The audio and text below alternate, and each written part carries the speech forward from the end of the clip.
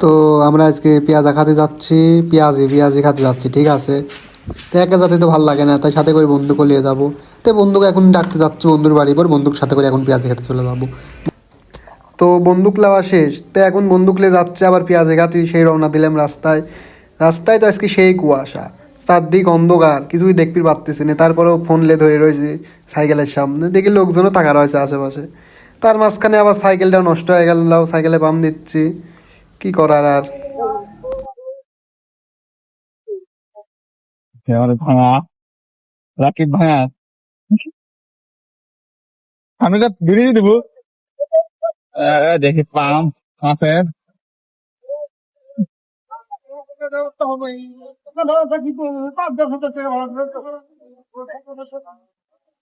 দিনও গরম হাওয়া সেই,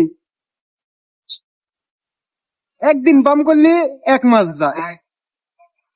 জুম করিস নি ভিডিও, জুম করার দরকার নেই, ভিডিও নষ্ট হয়ে যাবে। এই দেখ, এটা করছিস কেমন করে ভিডিও করে হে? সেই তো ব্লগ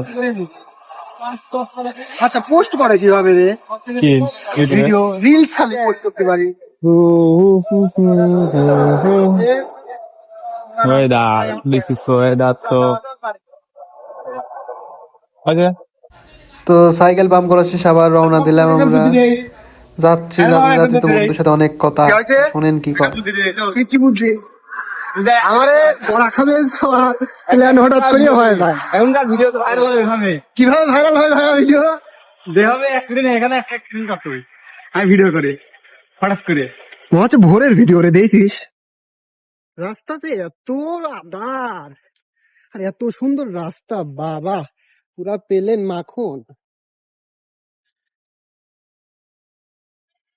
চলায় যা কি যে মজা লাগতেছে।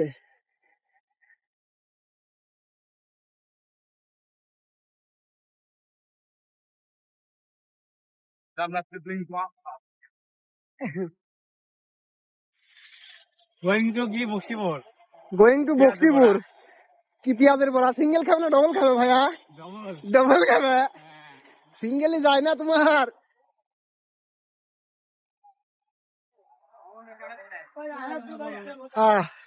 ইসমাইল এ দেখলাম তো সব, শোন শোন, দেখলাম তো শোন শোন শোন, সব গাড়ির হেডলাইট আছে বুঝছিস, কিন্তু আমার এরোপ্লেনের হেডলাইট নাই, বিষয়টা বুঝেছিস? রাত্রে কি এখানে সরিষার বাগান। কিসের বাগান? সরিষা? ওরে বাপ, এ সরিষার কালার তো সে পছন্দ হয়েছে বুঝছিস। কত বড় ঝোল রে ইসমাইল, দিনের বেলা আসলে তোর কখনো দুঃখ ছিল ঝোলের মধ্যে? সরিষার কালার আমরা জানতাম লাল হয়, এখানে এসে দেখে হলুদ, অবস্থা বেহাল। অবশেষে চলে আসলাম সেই বক্সিপুরের সেই ভাইরাল বরাত দোকানে। সাইকেল অবশেষে জীবনটা মারা গেল। সাইকেল দেখো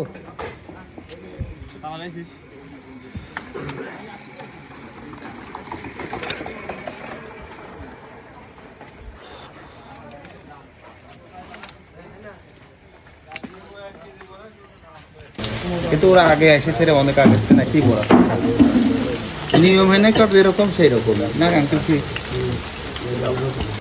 এই জায়গায় আসি দেখি যা বুঝলাম, এই এক বড়া খাবি আসি সিরিয়াল দেওয়া লাগবে, আর এই বড়ার সাথে নাকি মরিচ নাকি খাওয়া যাবে, তাই মরিচ নিলাম বড়ার মধ্যে।